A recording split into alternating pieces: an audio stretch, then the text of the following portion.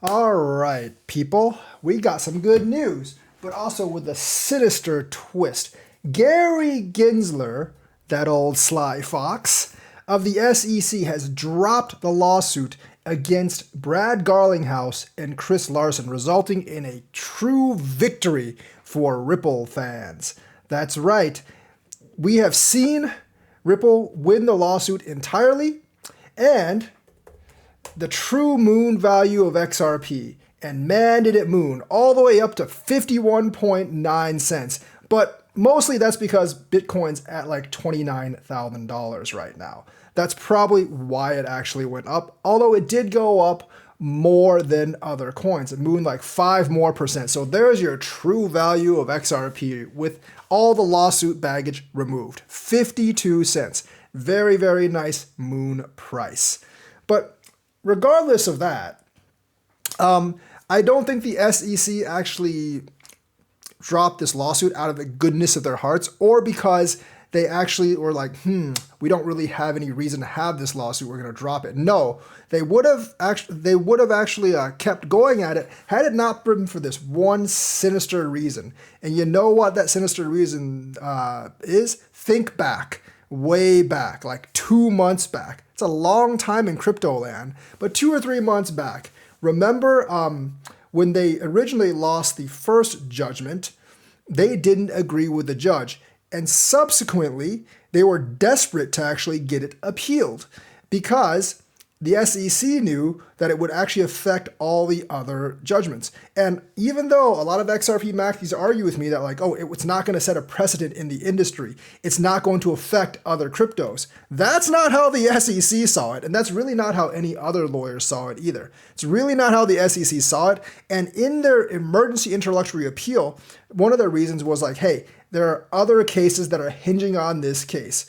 So, even if you don't know it, the SEC does know it, that there are other cases, especially the Coinbase and Binance one, do hinge a lot on this case. And of course, as I've explained, if the SEC loses the Coinbase case, everything gets clarity and they lose all power over the secondary markets, which is a big deal to them and is a much bigger deal to them than Chris Larson or Brad Garlinghouse. But so they filed the emergency appeal to Judge Torres. Well, Judge Torres smacked him down. That's right. Torres smacked him down, saying like, you do not deserve an emergency appeal because this is not a matter of law and you do not fulfill the requirements of the emergency appeal.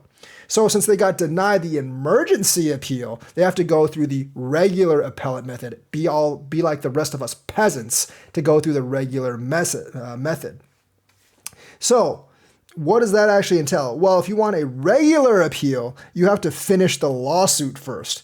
And the Chris Larson, Brad Garlinghouse thing is part of the lawsuit. So if they didn't drop it, they would actually have to fight against Brad Garlinghouse and Chris Larson first before they can actually appeal the main lawsuit. And if they actually fought the lawsuit, well then, it could be years before that resolves. Even if they decide on a settlement, which is, what the entire XRP maxi community was basically trying to say, which they were wrong because there wasn't a settlement, they just won. So there was never any settlement. Despite all their predictions, there was never any settlement in the XRP lawsuit. The SEC essentially just lost. But even if they did go the settlement route, it might take several months to work out the terms of the settlement. And in that time, it is very, very likely that the judge of the Coinbase case would actually rule against the SEC and dismiss the case that the SEC have against Coinbase. So they basically didn't have any choice. The only way they could get any timely appeal on this lawsuit, once their special interlocutory appeal got denied, was to drop the case. And that is the reason they dropped the case. It's not because they thought they didn't have good reason to win the case. I mean, they didn't, but we know the SEC. They don't care about that. They're like, we're the SEC who can sue you whenever we want. That's the strategy that they've actually been going for. We know we know that about the SEC. They basically don't really care if their reasoning is good or not because they've never really had too much good reasoning in the cryptoverse. They just sue whenever they feel like it, and because they're a government entity, they can make a lot of the other companies go broke. That doesn't work with Ripple because they're well-funded. Doesn't really work with Coinbase because they're well-funded. Doesn't really work with Binance because they're well-funded. So the SEC can't just smack these companies around with the wallet like they did with LBRY and with other companies. But however, they can try to use the legal system to drag this out more and more. But since Coinbase is such a critical lawsuit, they must not lose that lawsuit. And I think they were on the verge of losing that lawsuit, and they knew it. And why were they going to lose that lawsuit? Because of the way the Ripple case ruled. Because, like the judge said, Ripple intrinsically was not a security, they know that's going to affect the Coinbase lawsuit on all the other secondary markets. And I know, even though many people said it doesn't really affect it, it's only for XRP, that's really not the case. I've been saying this all along. That's really not the case at all. And the SEC understands that, which is why they were so desperate to appeal the Ripple case before the Coinbase and Binance lawsuits went down, because they know that if this ruling actually stands, and this ruling is the one that stands until they can actually get it appealed. And remember, even if they are going through the regular appeal process, the Judge Torres's ruling is the law of the land until it's repealed, if it's repealed, and appealed. And I have very little doubt that it's actually going to be upheld, because appeals in this process generally do not have a very, very high chance of success. And if it's actually upheld by an appellate court, then it becomes even stronger. But the SEC, I think the SEC's thinking is we're going to lose this thing anyways if we don't appeal, so we might as well take a shot and make ourselves look even worse, just on the off chance that it actually works. I think that's their logic right now, and I think that's Gary Gensler's logic right now, because remember, Gensler's ambitious. He's looking at higher office. He wants to look good for the future. I think, like many people have said, he eventually wants to aim to be the Secretary of Treasury, and who knows, he might want to be El Presidente after that. But I think those dreams are actually being dashed because he's been such a horrible SEC commissioner. The SEC generally doesn't lose that many lawsuits in terms of regulation, but he is losing lawsuit after lawsuit after lawsuit, and it's not looking good on him. And the thing is, it could be under his watch that the SEC loses control over crypto entirely. So he's trying to do anything to actually fix that. Remember, he's going to have to let a Bitcoin ETF through. That's already a big loss for him. He's been trying to cock block it for several years now. But that's not only him. Jay Clayton was doing that even before him, because we started talking about this back in 2018 under Jay Clayton, and he blocked it all the way. And now Gary Gensler's blocked it for the last 3 years, because it was basically after the 2017 bull cycle that we started talking about the ETF, and 5 years later, we still don't have it. So it's been a combination of both Jay Clayton and Gary Gensler been blocking us, but Gary Gensler has been taking most of the heat for it right now.